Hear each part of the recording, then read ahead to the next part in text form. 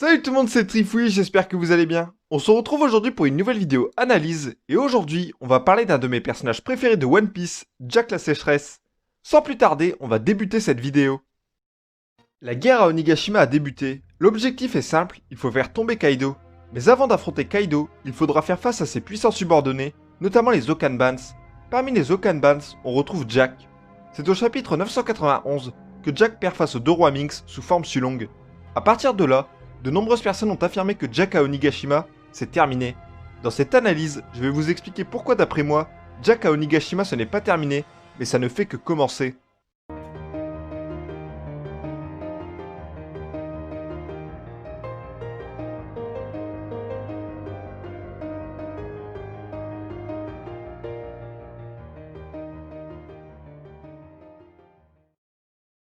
Tout d'abord, on va présenter rapidement Jack. Jack, c'est le pirate qui a introduit le milliard de berry, c'est un Okanban de Kaido, il a mangé le fruit du pachyderme modèle mammouth, et c'est surtout un pirate très cruel.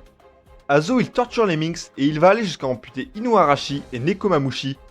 Jack est un pirate très puissant, mais aussi très sous-estimé.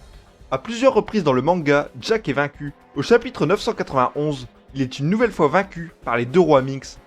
Jack doit alors se retirer, et c'est à partir de là que de nombreuses personnes ont affirmé que Jack à Onigashima, c'est fini. Maintenant que cette présentation de Jack est terminée, je vais vous expliquer pourquoi Jack à Onigashima, ça ne fait que commencer.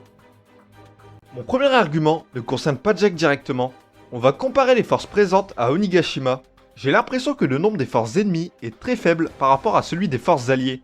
Du côté de Kaido, on retrouve les Okanbans, les Tobiropo, les Numbers et les quelques guignols. Je ne compte pas les Supernovas qui rejoignent petit à petit l'Alliance, plus les Oniwanbans qui pourraient faire de même.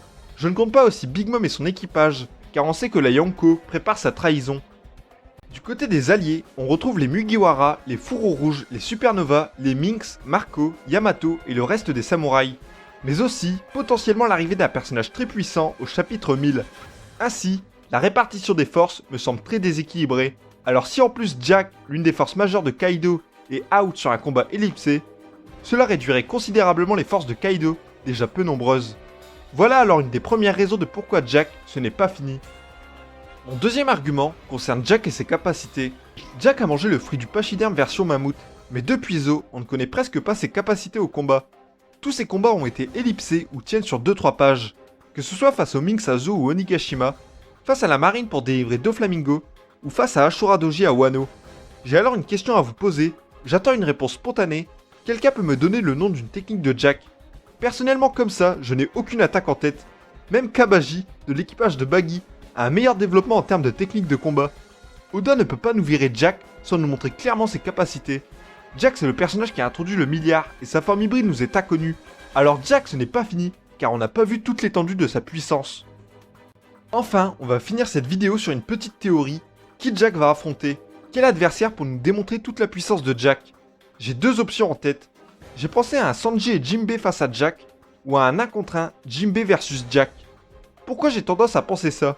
Pour cela, il faut que je vous résume la situation actuelle à Onigashima. Du côté de Jack, au chapitre 991, Kaido lui indique d'aller se soigner. Je pense que Jack se soigne alors proche du toit ou à un étage juste en dessous. Et on connaît la capacité des Zoan à vite se remettre de leurs blessures. Je prends l'exemple des gardes bestiaux Impel Down, dont l'endurance est extraordinaire. Alors si on parle de Jack, celui-ci sera vite rétabli. Du côté de Jinbei et Sanji, ils aident Luffy à accéder au toit. Mais pour accéder au toit, il est nécessaire de gravir chaque étage. Je pense qu'au dernier étage, ils pourraient rencontrer Jack. Jinbei et Sanji feraient alors face à Jack pour libérer la voie à Luffy. J'ai tout d'abord pensé à Jinbei et Sanji face à Jack, car ce ne serait pas la première fois qu'ils combattraient ensemble. En effet, ils ont déjà joint leurs forces sur l'île des hommes poissons pour faire face à Wadatsumi.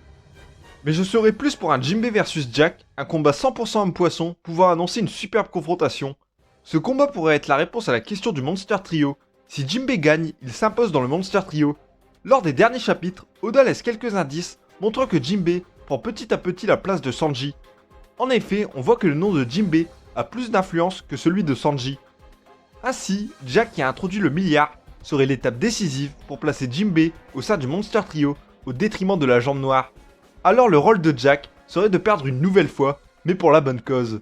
Non, je rigole, on reprend. Par conséquent, Jack à Onigashima ce n'est pas terminé, il a encore de nombreuses choses à nous montrer, dont sa forme hybride. Il est un adversaire redoutable qui va encore causer de nombreux soucis à l'Alliance lors de cette guerre sans précédent. C'est la fin de cette vidéo, merci de l'avoir regardée. Dites-moi en commentaire si selon vous, Jack a encore une carte à jouer à Onigashima. Bref, c'était Trifouillis, abonne-toi à la chaîne, salut tout le monde!